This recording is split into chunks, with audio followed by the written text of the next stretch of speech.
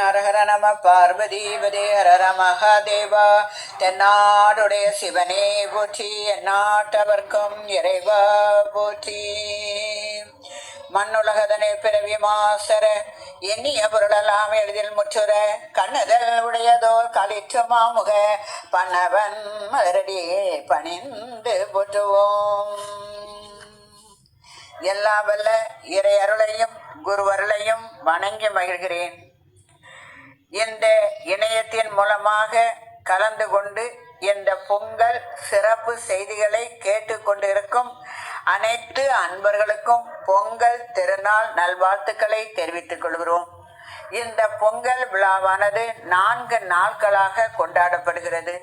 முதல் நாள் போகி பண்டிகை எனவும், 2வது நாள் பொங்கல் தைப்பொங்கல் எனவும், 3வது நாள் உழவர் திருநாள் எனவும், 4வது நாள் காணும் பொங்கல் எனவும் இந்த விழாவை நாம் கொண்டாடி கொண்டு இருக்கிறோம்.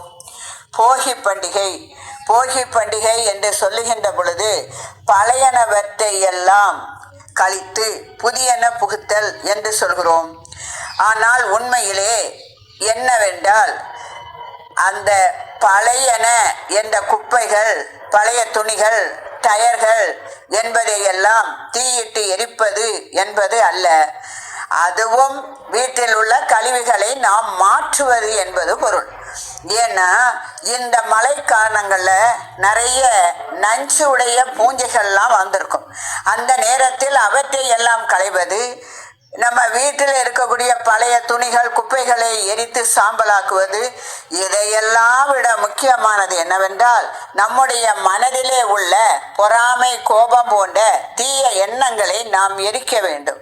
போகி பண்டிகையில் தேவையற்ற விஷயங்களை மனதிலிருந்து அகற்றிவிட்டு அனைவரோடும் இணைந்து பொங்கல் பண்டிகையை கொண்டாடுவதே இந்த போகி பண்டிகையினுடைய நோக்கமாக உள்ளது. இந்த நாளில் வீட்டை சுத்தம் செய்து பிறகு வீட்டு தெய்வத்தை வீட்டிற்கு அழைக்க நாம் செல்கிறோம். அப்ப அந்த வீட்டிற்கு, அந்த வீட்டினுடைய தெய்வம் வர வேண்டுமானால் நம்முடைய மனதிலே இருக்கக்கூடிய அந்த மாயை, அந்த எண்ணங்கள் நீங்க வேண்டும். அதற்காக நாம் கொண்டாடக்கூடிய அற்புதமான ஒரு விழா இந்த போகி பண்டிகை. இதை முற்காலத்திலே போக்கியல் என்றார்கள். அதை போக்கியல், வீட்டில் உள்ள குப்பைகளையும் மன குப்பைகளையும் போக்குவது. இது எப்போது கொண்டாடப்படுகிறது என்றால் மார்கழி இறுதி நாளிலே கொண்டாடப்படுகிறது. அதற்கு அடுத்த நாளாக இருக்கக்கூடிய அந்த அற்புதமான நன்னாளிலே நாம் கொண்டாடக்கூடியதுதான் இந்த பொங்கல் விழா. இந்த பொங்கல் விழாவினுடைய செய்தியை அடுத்ததாக 2வது நாள் அதை நாம் கொண்டாடுவது அந்த பொங்கல் பண்டிகை. பொங்கல் பண்டிகை என்பது தமிழர்களின் பாரம்பரிய அறுவடை திருவிழாவாகும். இதிலே சூரிய பகவானை நாம் வழிபாடு செய்கிறோம். விவசாயம் மற்றும் பண்ணை விலங்குகளுக்கெல்லாம் நன்றி தெரிவிக்கக்கூடிய அற்புதமான நாளாக இந்த விழாவை நாம் அனைவரும் கொண்டாடி கொண்டு இருக்கக்கூடிய அற்புதமான விழா இந்த பொங்கல் விழா. பொங்கலோ பொங்கல், பொங்கலோ பொங்கல். கழனியிலே கரு அறுத்து முற்றத்திலே நெல் குவித்து கரும்புகளும் கட்டு கட்டாய் வந்ததம்மா. இஞ்சி மஞ்சள் எங்கும் மணக்குதம்மா. பூவையர்கள் கோலமிட பூசணி புயலில் ஓட்ட வண்ணங்களா இல்லமது ஒளிருதம்மா. பொங்கல் விழா மங்களமாய் தொடங்குதம்மா. மண்ணடுப்பு அலங்கரித்து புதுபானை அதில் நிறுத்தி புத்தரிசி பொங்கல் பொங்குதம்மா. குலவை சத்தம் எங்கோ முழங்குதம்மா. குலங்கை சத்தம் எங்கோ முழங்குதம்மா. பொங்கலோ பொங்கல் என்று அந்த பொங்கலை நாம் மிகவும் விமர்சனையாக அனைவரும் சேர்ந்து கொண்டாடி கொண்டு இருக்கக்கூடிய அற்புதமான விழாவாக இந்த பொங்கல் திருநாள் இருக்கிறது. இது எதற்காக என்றால் சூரியனை வழிபாடு செய்ய வேண்டும் என்பது மிகவும் உயர்ந்ததாக கருதப்படுகிறது. சூரியன் 9,30,00,000 மைலுக்கு அங்கே இருக்கிறார். ஆனால் அப்படிப்பட்ட அந்த சூரியனுடைய அந்த அருள் நமக்கு இல்லை என்றால் பயிர்கள் வளராது, உயிர்கள் இங்கே இருக்காது. இதையெல்லாம் நமக்கு கொடுக்கக்கூடியவர் யார் என்றால் அவர்தான் சூரியன். அந்த சூரியனுக்கு வழிபாடு செய்தல்.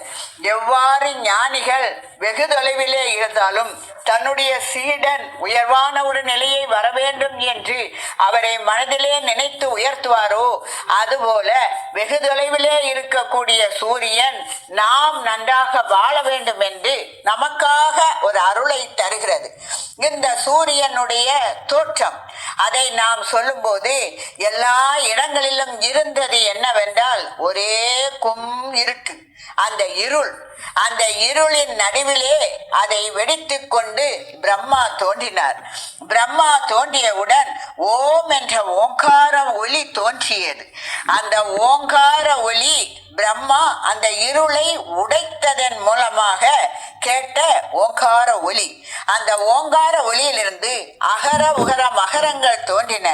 இதற்கு இடையிலே சூக்கும வடிவமாக தோன்றியவர் தான் ஆதித்யன். சூரியன் என்றால் மக்களுக்கு எப்போதும் நன்மையை செய்பவர், சௌகரியத்தை கொடுக்கக்கூடியவர் என்று பொருள். அவருக்கு பல நாமங்கள். அவருக்கு சூரியன், அலரி, தினகரன், அதுபோல பகலவன், இருளை அகற்றக்கூடியவன், இரவி, ஆதித்தன், பிரதி என்றெல்லாம் பல பெயர். அவருடைய நிறம் மாதுளை நிறத்தை உடையவனாக இருக்கிறார். இந்த ஆத்மா சக்தி உடையதாக மாற வேண்டுமானால், எலும்புகள் பலமுடையதாக இருக்க வேண்டுமானால் அந்த சூரியனுடைய அருள் நமக்கு கண்டிப்பாக இருக்க வேண்டும். அந்த சூரியனுடைய அருளை நாம் பெற்றால் இந்த உலகத்திலே ஆன்ம இருள் என்பது நீங்கி ஒளிமயமாக நாம் வாழ அற்புதமான நாளாக உள்ளது. எனவே தமிழர்கள் பண்பாட்டு அடையாளமாக ஒற்றுமையின் உணர்வாக கொண்டாடக்கூடிய தமிழ் திருநாள் என்று சொல்லக்கூடிய அதுதான் பொங்கல். இந்த பொங்கலிலே புதிய அரிசி மற்றும் பாலுடன் கூடிய உணவை குறிப்பதுடன் புதிய பானையிலே பால் பொங்கி வடியும் காட்சியும் உள்ளது. அப்படி செழிப்பாக இந்த உலகம் நல்லதாக இருப்பதற்காக நாம் கொண்டாடக்கூடிய அற்புதமான நாள் தான் அந்த 2வது நாள், சூரியனுக்கு பொங்கல் இடுவது. திருநாளாக நாம் கொண்டாடுவது உழவர் திருநாள். உழவர் திருநாள் என்பது பொங்கல் திருவிழாவின் ஒரு பகுதியாக உழவர்களினுடைய உழைப்பையும் அந்த உழவு தொழிலுக்காக பயன்படுத்தப்பட்ட அந்த கால்நடைகளை நாம் போற்றும் வகையிலே கொண்டாடக்கூடிய ஒரு பண்டிகையாக இது உள்ளது. பொங்கலுக்கு அடுத்த நாள் அதை அனுசரிக்கப்படுகிறது. இதிலே ஜல்லிக்கட்டு அது போன்ற உயர்வான பொருட்கள் எல்லாம் இங்கே இருக்கக்கூடிய நிகழ்வை காணலாம். இயற்கையை வணங்குதல், உழவர் பெருமையை உணர்த்துதல் ஆகியவை தான் இதனுடைய முக்கிய நோக்கமாக உள்ளது. தை மாதத்தில் அறுவடை செய்யப்பட்ட தானியங்கள், பால் போன்றவற்றை இயற்கைக்கும் இறைவனுக்கும் கால்நடைகளுக்கும் போற்றி வழிபடக்கூடிய அற்புதமான நாளாக உள்ளது. அந்த உழவர்களின் உழைப்பை உயர்வை கொண்டாடுதல், இயற்கைக்கும் கால்நடைக்கும் நன்றி தெரிவித்தல், உழவு தொழிலினை மேன்மையை போற்றுதல். சுருக்கமாக சொல்ல போனால் உழவர்களினுடைய வாழ்வு ஆதாரத்தை பயன்படுத்துவதற்கும் அதை மேம்படுத்துவதற்கும் விவசாயியின் முக்கியத்துவத்தை எல்லாம் நாம் உணர்த்துவதற்குமாக இது போன்ற ஒரு சிறப்பான நாள் கொண்டாடப்படுகிறது. எனவே உழவுக்கும் தொழிலுக்கும் வந்தனை செய்வோம் என்று போற்றி வழிபட்ட அற்புதமான இந்த நன்னாளை நாம் கொண்டாடுவோம். இந்த திருநாள் இன்றைய இடத்திலே நம் ஐயன் திருவள்ளுவரினுடைய தினமாகவும் கொண்டாடப்படுகிறது. எனவே இந்த நன்னாளிலே நாம் அனைவரும் இறைவனை வணங்கி வாழ்த்துவோம். அடுத்ததாக இருக்கக்கூடிய காணும் பொங்கல், அதை பற்றி நாம் சிந்திப்போம். நாளாக நாம் கொண்டாடுவது காணும் பொங்கல். காணும் பொங்கல் என்பது பொங்கல் திருவிழாவினுடைய 4வது நாள். இதை கன்னி பொங்கல் என்றும் காணும் பண்டிகை என்றும் அதை சொல்வார்கள். காரணம் என்னவென்றால் மக்கள் தங்கள் உற்றார் உறவினர்கள் நண்பர்கள் எல்லாம் சந்தித்து பெரியவர்களிடம் ஆசி பெற்று அவர்கள் குடும்பத்தோடு பல விதமான பதார்த்தங்கள் வீட்டிலே செய்தவைகளை அனைவரும் எடுத்துக்கொண்டு ஒற்றுமையுடனும் அன்புடனும் அதை எடுத்து ஏதோ நீர்நிலைகளுக்கு செல்வது, ஆத்தங்கரை குளத்தங்கரை போன்ற இடங்களுக்கு சென்று, அல்லது சென்னை போன்ற நகரங்களிலே கடற்கரைக்கு செல்லுதல். கடலும் இல்லை என்றால் இயற்கை வளம் சேர்ந்த அந்த இடத்திற்கு செல்லுதல். உறவுகள் மட்டுமல்லாது ஜாதி மத வேறுபாடன்றி தமிழர்கள் அனைவராலும் அந்த விழாவை கொண்டாடுகிறோம். உறவுகளை காணுதல் என்பதுதான் அதனுடைய நுட்பம்.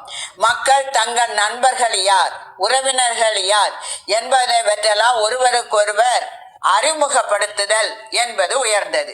அதற்கு அடுத்தபடியாக சிறுவீட்டு பொங்கல் போன்று அந்த பொங்கல்களை செய்து வழிபாடு செய்வார்கள் என்று பரிபாடல் இலக்கியங்கள் கூறுகிறது. பல வகையான பொருட்கள் அந்த இடத்திலே சேர்கிறது. அப்பொழுது நாம் ஒவ்வொரு நாள் மார்கழி மாதத்திலும் வீட்டு கோலத்திலே வைக்கப்பட்ட சாணி, பூசணி பூ போன்ற அந்த பூக்களை எல்லாம் எருவாக தட்டி வைத்திருப்பார்கள்.